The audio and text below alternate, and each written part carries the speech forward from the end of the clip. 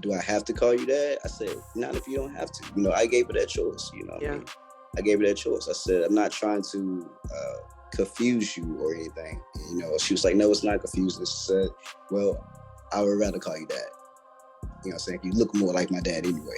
So, okay, cool. So you cool? You know, she was like, yeah, I'm okay with that. Yeah. So, what's up, everybody, and welcome to the Queerly Blax Show. I'm your host, Ashley, and I'm so happy you came by. The Queerly Blax Show aims to normalize the everyday existence of Black, LGBTQIA+ individuals through an interview-style series with regular folks like you and me. So every week, a new guest shares their story and unique perspective on their existence as an LGBTQIA+ individual.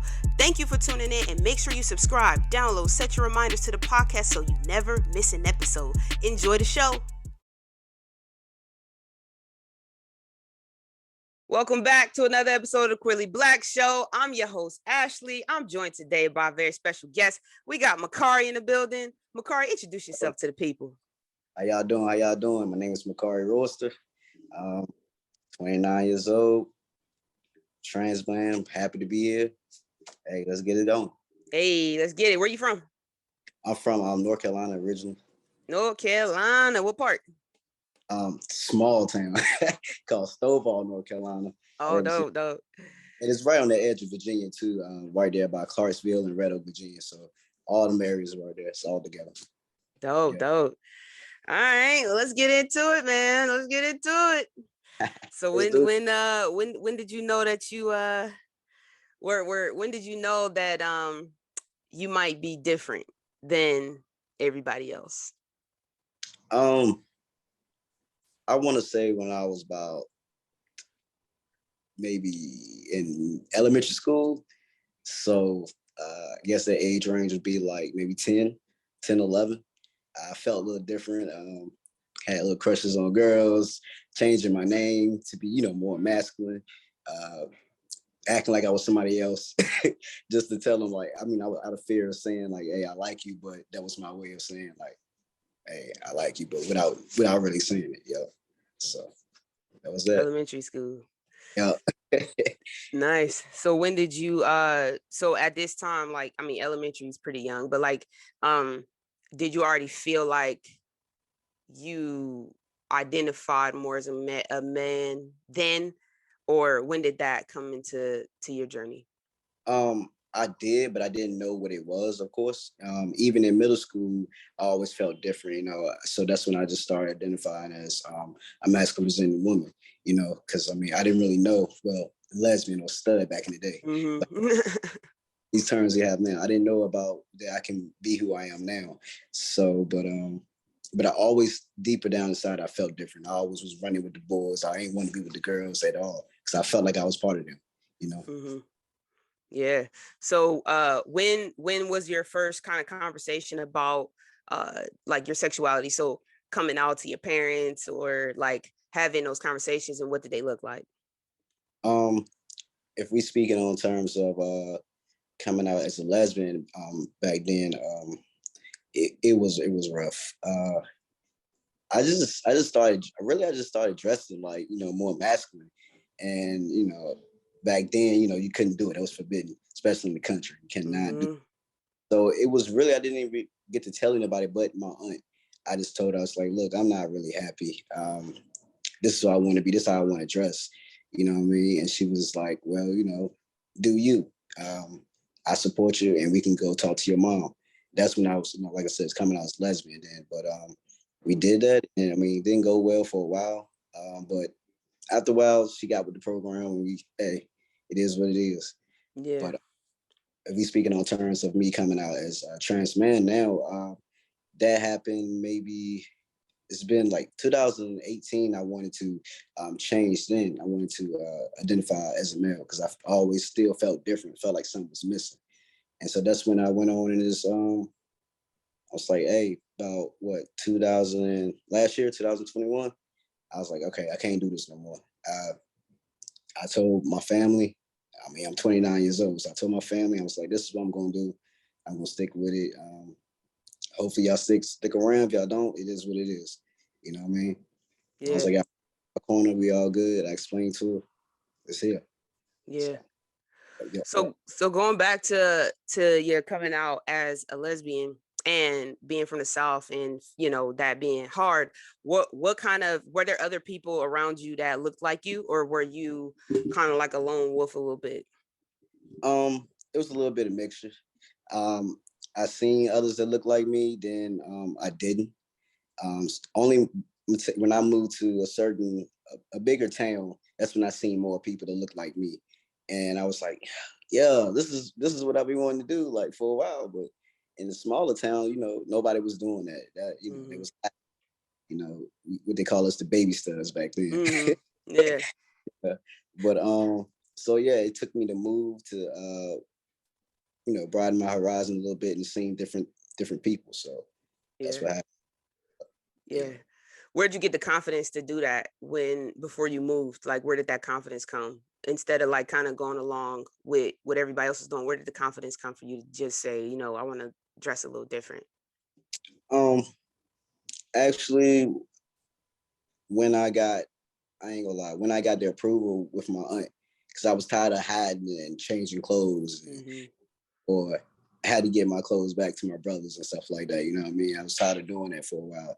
So when I came out to my aunt and I was just, kind of, cried to her, let her know, I was like, I just can't do it no more. I'm tired of feel like I'm being two people. I don't want to dress like this. I don't want to do that. So basically back home before we moved to that bigger town. So that's what happened. It had to happen. I was like, boom, I can't do this no more. Yeah. People who, they didn't understand. They thought I was confused. I was flip flopping, but they just don't know what went on at home, what I had to even come out. You know what I mean? Yeah. So, yeah, here we are. Yeah. For sure, man. So then transitioning, right? So let's talk about that. Because I think that some people think it starts when you start taking drugs. And the truth is it starts way before that. So Absolutely. talk about your journey in terms of where did it start for you? Obviously, being a masculine presenting woman, it starts with the clothes and kind of how you present, and then it usually goes to the pronouns now. And sometimes people will get a nickname, or like they'll shorten their name to make it kind of something. So talk about your process of like getting to today of taking testosterone. All right. And like I said, in my younger days, I did used to get people to call me a different name. It was Ruby. I don't know why. I just thought of that. And I was like, all right, Ruby, you know what I'm saying? So I wanted that. It sounded masculine to me at the time. And hey, I just started putting the clothes on, and I made, I wear that name. It became a part of me. Um, and I really, really still felt unhappy deep down inside, but I didn't know how to explain it. I didn't know how to tell nobody because I didn't know exactly what it was. You know what I'm saying? So I remember at the time telling my ex-girlfriend, I had seen, like, it was like what, 2019, I had seen a trans man that he has a pretty big platform, and I saw him on YouTube, and I was like, yo, I mean, everything he's saying is what I'm feeling right now. You know what I mean? It's like, so I had a conversation with her, of course she shot it down. It's like, no, don't need to do that, doing this, doing that, you go to hell. I'm like, how you gonna say that right now? And you dating me? You know what I mean? Right. If I'm going, you going too. So what you talking about? You know what I'm saying? But it is what it is. But yeah, so it took a while. It took a while because I was still living unhappy, still living as a masculine presenting woman at the time. So it took time, like, and then like I said, in 21, I was just tired. I don't know, like I just was so sick and tired. I was like, I'm feeling depressed every day. I'm not happy. Something's missing. So when I really figured out what it is, that I'm not who I am, you know what I'm saying? So when I did that and I just took that leap of faith, didn't care if people gonna judge me. I knew it was gonna come with, and I just did what I had to do, man. Just Yeah, did what for sure. So talk about that lovely first day of taking testosterone. Do you remember that day? Yes, like Leaving the yesterday. doctor, kind of like, talk a little bit about the process of getting the medication, and just the things that you may have had to go through from an insurance standpoint, or from, you're getting a doctor and stuff like that. Let's talk a little bit about that process for yourself. Okay. At first, it was a little rough because I didn't have insurance. But I was working, but I didn't have insurance. And then when I decided, I said I wanted that bad and I was going to pay for it. I was living in Tampa at the time. Some of them doctors, local doctors, was, the nurses really, they was rude. I mean, I had so many questions, they didn't want to answer them. They was just cutting me short. And I'm just like, wow. And it's been like a couple months in now. And I'm like, man, I'm ready to start now. You know what I mean? So I'm gonna figure out something. So I happened to Google. And I talked to a couple of friends that's already on their journey. And then I found Fox Health on there. And it was so easy. Pay a little fee of that every month. They ship it out to you. You have your FaceTime conversation with them, and hey, they don't make you have a letter or anything. You know what I'm saying? They believe you. I mean, if you say that's what you are, you shouldn't have to have a letter and go through all this process. You know what I mean? I get it, change their minds, but I mean, if you say who you are, I mean, I feel like you should just give it to them. You know what I mean? Right. So went through that, and then they shipped it. It shipped 3 months supplies to you for a fair price. And then, hey, I was so happy when I seen it. That box is dope. I mean, it had the needle and everything on it, blacked out. And then I sit there. My friend actually, he's been like, he was like 2 or 3 years on his journey when I met him. He came over and did his shot with me. So Nice. we did that, man. That moment, I even teared up a little bit. So that moment felt that great. first one. Yeah. That's what's up. And it has some support, like to have somebody going through it with you. Right. Talk about the changes that you experienced going through it, right? Because I think it's definitely a happy thing, but I know that there's, some good changes that happen, and then there's some challenges that sometimes people don't expect. So talk about like the good things and the bad things that you experienced. Okay. Even now still, right? Because you're still, taking it. So like talk about, just like what you experienced. Right.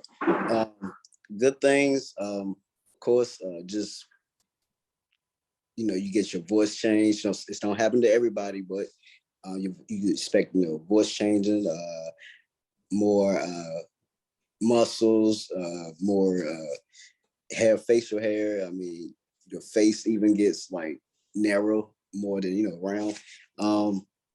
I don't know. I like my shoulders being broad. Like I love the physical aspect of it, and then just feeling good in the inside. That completes you.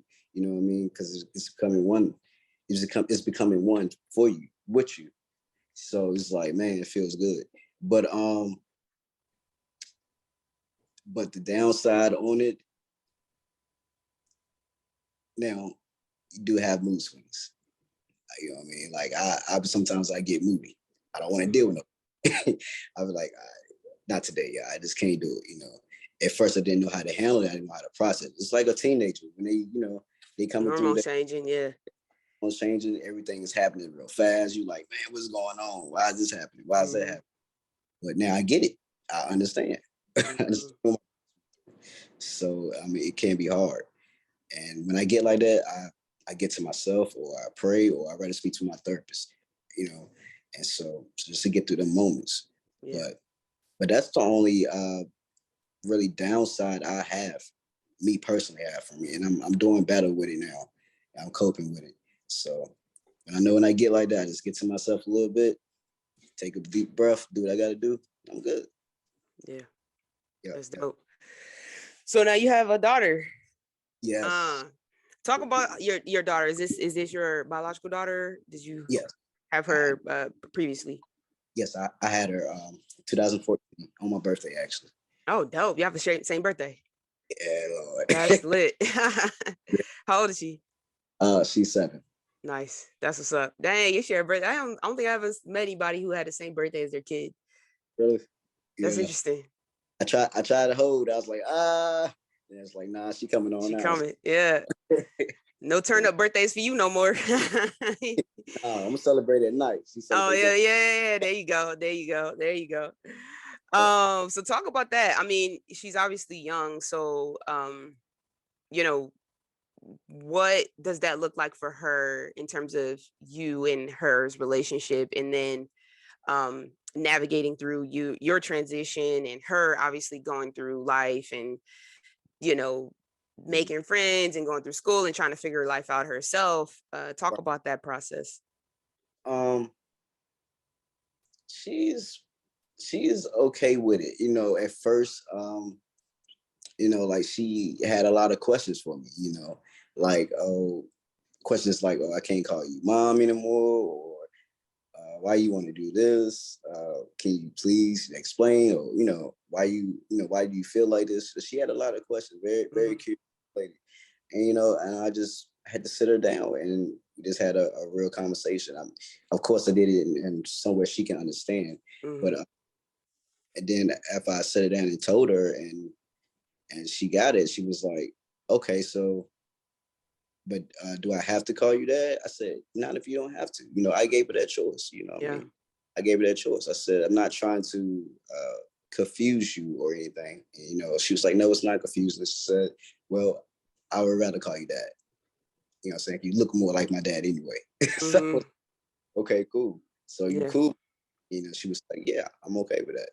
Yeah. So then she's been calling me dad. That's dope. That's dope. How do you deal with the public in terms of just do you get any type of questions? Are people like, oh, where's her mom? And all these type of stuff. Like, how do you deal with that type of stuff? Yeah. And obviously you have a public platform now, being on Instagram, being more visible. You could talk about that as well. Right. That can be challenging a little bit. Because especially where I was from, it's like me having to explain, like, okay, especially put in the school system, like, okay, well, they be like, where's her mom? Do you have full custody? Da, da, da, da. I mean, they was going in on me. I'm like, God, I'm just thinking, like, this is what cisgender Black men have to go through. Like, y'all just want everything. But I end up just having to break it down and tell them. Yeah. And they was, oh, okay, so, that's what you want me to address you as. Some of them was with it. Some of them was still trying to be disrespectful and say ma'am or, your mom and all that. After I told them and broke it down, some of them just disrespectful. But it was challenging for some, but some they just caught on. This is a new world, man. Yeah. 1937. Right. It's like once you explain it, it's like let's keep moving. Right. Let's can we please go? But just not make it uncomfortable for me. You know what I mean? It's already uncomfortable enough. I gotta kind of explain it to you. You know what I'm saying? In a way that you understand. But it is what it is. But for sure. but I still understand. So I don't have any problems with providing that information. I don't have any problems with providing any other documents they need to see. I shouldn't have to go through that. I should just say what I should say, and that's what it is. But it is what it is. So yeah. Progress. Trying to get there. America. Man, I'm telling you, whew, crazy, man, crazy. So talk about dating as a trans man. How's that like? Sucks. It's okay. I mean, not saying, but like right now I'm single. Not saying it's not hard to like talk or go take them on a date, but it's just hard because they trying to understand and some of them don't want to understand. I met someone that was disrespectful. You know what I'm saying? So, calling me out my pronouns on purpose. I was like, yeah, block. Yeah, I'll block Big you. Time. Yeah, but other than that, I mean, it's okay, but it can be hard because some people will just see you as a fetish. You know what I mean? And not for you. You know what I'm saying? So I'm like, nah, girl, you just trying to, you know what I mean? I ain't looking for just trying to see what's going on over here. Yeah, you want to scratch your little itch. Right. You want to ask crazy questions. You know what I mean? Yeah, people crazy, man. People be wilding out. That's crazy. That's crazy. But do you think that also because you still live in North Carolina, right? Just in a different part. Oh, I'm in DC now. Oh, right. That's well, DC's lit. Yeah, I lived in DC for a while. We went to my wife and I went to Howard. So we were out there for a couple years, like 5, 6 years actually. Stayed a couple years after. So yeah, Nice. Yeah, yeah, DC's lit. Chocolate City, not so chocolate no more, but you know. I see it. I'm like, what's going on there? Yeah, nah, not so chocolate no more. But I got one more question for you.